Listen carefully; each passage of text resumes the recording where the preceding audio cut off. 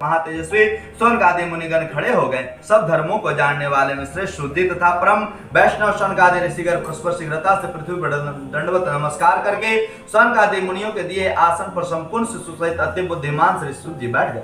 बैठे हुए श्री शुद्ध शौनकादि मुनियों ने नमस्कार करके हाथ जोड़कर कहा, हे महर्षि, हे सर्वज्ञ शुद्ध जी, इस कलिकाल में मनुष्य को हरि भक्ति किस उपाय से होगा? हे भगवान, वह कहिए, क्योंकि कलिकाल में सब प्राणी पाप करने में तत्पर और वेद विहीन हो जाएंगे। उनका कल्याण किस प्रकार होगा? इस कलयुग में मनुष्य थोड़े प्राण को धारण, थोड़े आयु वाले और अनेक पीड़ा से युक्त होंगे। प्राय पुण्य अति परिश्रम से होता है, इसलिए कलयुग में कोई मनुष्य पुण्य ना करेगा और सब पुण्य के नष्ट होने पर सब पापों में प्रवृत्त हो जाएंगे।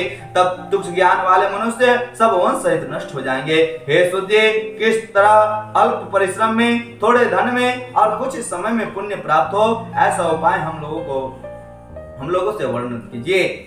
जिसके उपदेश से मनुष्य पुण्य पाप करता है वह उसका भागी होता है। पुण्य का उपदेश करने वाला, दयावान, कपट रहित, निष्पाप, निर्विरोधी, यह चार तरह के मनुष्य नारायण के समान होते हैं। जो संसार में ज्ञानी होकर जो दूसरों को ज्ञान नहीं देते, उस पर ज्ञान रूपी परमेश्वर प्रसन्न नहीं होते। जो पुरुष नरत्व रूपी ज्ञान से दूसरों को संतोष देते हैं, उन्हें मनुष्य रूप धारण किए नारायण ही जाने। हे महात्मा, ऐसा कौन सा व्रत है जिसके करने से मनोवांछित फल प्राप्त होता है? वह हम लोगों को सुनने की इच्छा है। हे मुनिश्रेष्ठ, आप वेद ज्ञान के ज्ञाता है, आप जैसा दूसरा वक्ता दिखाई नहीं देता, क्योंकि श्री वेद व्यास के आप शिष्य हैं। शुद्ध जी बोले, हे मुनिश्रेष्ठ, तुमने धन्य हो, तुम ही वैष्णव में अग्रण्य हो, कारण कि सब प्राणियों को सदैव तुम ही चाहते हो।